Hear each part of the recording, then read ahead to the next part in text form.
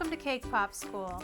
And today we're going to be learning how to make birthday cake pops. And why are we making birthday cake pops? It's our dad's birthday and it's his favorite cake pop. So let's go ahead and get started here. What we have is a white birthday cake, and we're going to do our standard, crumble it into the bowl. And while I pull this out, remember, especially with white cake, you want to be sure and not get the tops like I'm doing now. You want a nice, clean, white cake in there, and so you just be sure to not want to get the edges, the bottom, or the top. You just skim off the top very gently and get the inside, the guts of the cake, if you will. So Ashley, go ahead and start crumbling that up. I just called it the guts of the cake. I didn't realize cake had guts. And while I'm crumbling, I feel a sudden inspiration to sing happy birthday to my dad, because I love him. Happy birthday to you. Oh, you put stuff in. Happy birthday to you. I love you, my dad. Daddy. Happy birthday to you. Okay. Back to business, Ashley. Come on. Sorry. So anyway, you add some of this frosting, and if you go to our site, you'll find my frosting recipes. And this one has a little extra something in there to make it nice and sweet.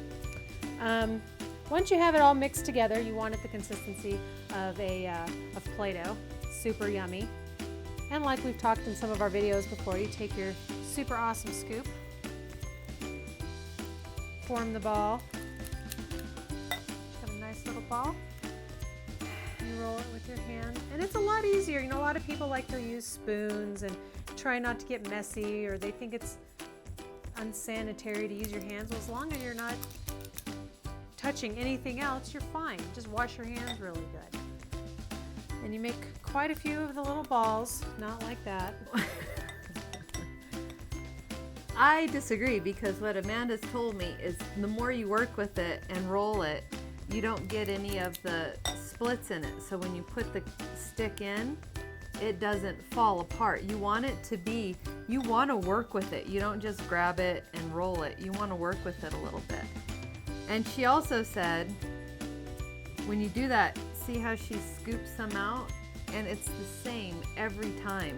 And that way you have a consistent looking cake pop in your arrangements or whatever you're going to do. You don't have some that are huge and some that are small. And because it's a birthday, we like to use bright colored dipping melts. And today we chose purple. Why purple? I really don't know. I just thought it was a fun color for today. Because it's a sign of royalty. Yeah, Dad, you're welcome. But we do have blue cake pop. I mean, not blue cake pop. Blue chocolate. We do have some pink chocolate. We're not going to use that for good old Dad. And then we have some yellow and white, and those are also in different brands. But like I said, we're going to use purple today, and let's go melt that, and we'll be right back. Hi there, we're back, and we've melted our chocolate. Like I talked about, we are going to use purple today. So what you're going to do is you're going to get your stick. Ashley's going to demonstrate because she is the non-baker. So if Ashley can do it, we've said it before, anybody can do it. You're going to do about 1/2 inch on your stick, and you're going to dip it in there just like that. You're not going to go all the way to the bottom of the ball, because if you do, then you have a likelihood of your ball cracking in half. But you want to go in far enough that if you only go in a little ways, it'll still fall off. So you need to go in enough to where it holds it on. And it just takes a little bit of practice, and after about 10,000, you'll have it down pat. Just kidding. Now, for as far as getting the chocolate to set on the stick on the pop, you can throw them in the refrigerator for about 2 minutes or so, or you can just leave them at room temperature for about 5 minutes. You just want it to be sure and harden, and once you've done that, then you're ready to dip. And I wanted to talk about our placement after the cake pop is ready. We normally use a wooden stand, but for everyone out there, not everybody has a wooden cake pop stand. I don't know why you wouldn't.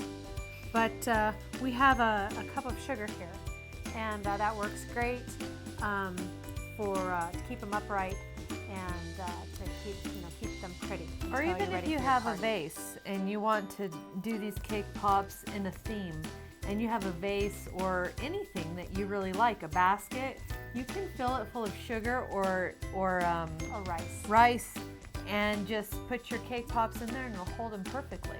And we will have quite a few tutorials later on decorating and placement of your cake pops for parties. So let's go ahead and get started on the dipping. Now that your chocolate has set, you place it in the chocolate, and what I like to do is I like to weave it back and forth very gently so it covers everything. It covers the whole cake pop, and you have a little bit of a streamer, and you can tap it lightly with your finger so the excess comes off so it doesn't drip down your stick. You can also gently rub it around the end of the bowl. So there's this little button of chocolate. When you put the chocolate on, you want the new chocolate to come up and either meet or cover that so it seals it completely. And then you'll have a sealed cake pop, and it'll last a lot longer, and it won't like bleed out oils and all kinds of other things. And there's nothing wrong with that.